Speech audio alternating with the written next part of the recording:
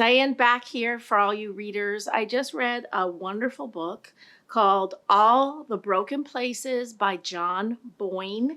And you might remember him for his best known book. He's written a lot of novels, but The Boy in the Striped Pajamas, which is a teenage book, is his best known book.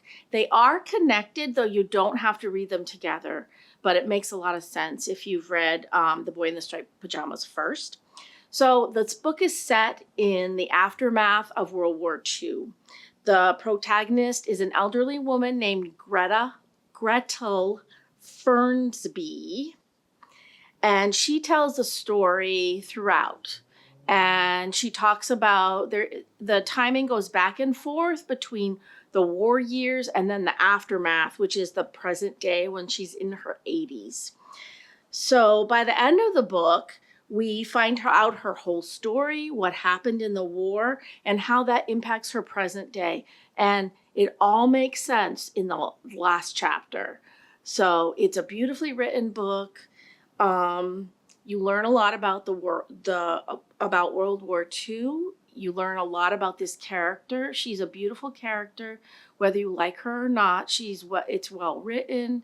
I totally recommend this book, All the Broken Places by John Boyne. This is available in book form here at your library, and it's also a digital audiobook and ebook through Cloud Library and Libby, if you like that format. Until I see you next month, I am Diane Hathaway, your library director. Hi everyone, Liz here in Adult Services, and my pick of the week this week is Now is Not the Time to Panic by Kevin Wilson. So this is a story about two sort of misfit teenagers and about in the mid-90s. So two misfit teenagers, aspiring writer Frankie and artist Zeke, and they are spending the summer together in a rural Tennessee small town.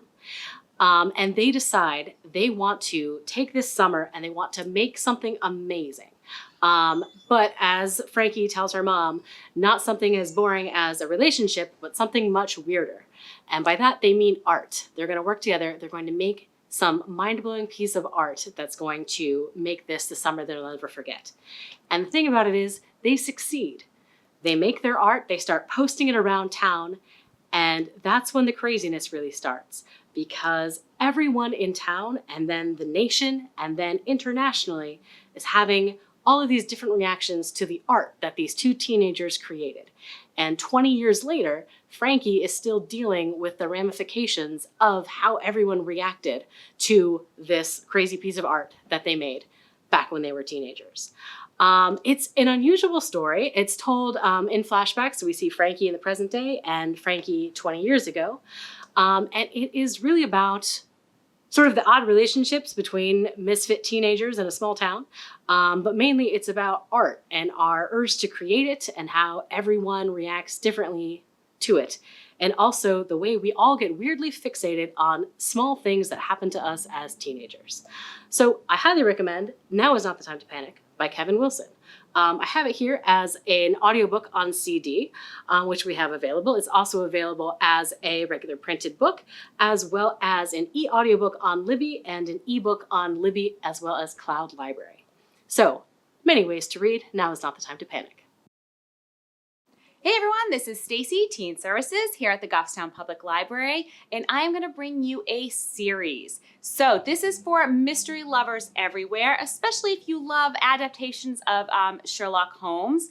And so this is called A Study in Charlotte. Now this first book in the series, it is the Sherlock Holmes series. This first book introduces us to Sherlock Holmes and Jamie Watson. Now you guessed it, these teens are descendants of Sherlock Holmes and Dr. Watson. So this dynamic duo through the 4-book series starts solving mysteries, some of them very dangerous. If you are a mystery lover, like I said, you are going to enjoy this. So pick up this series today.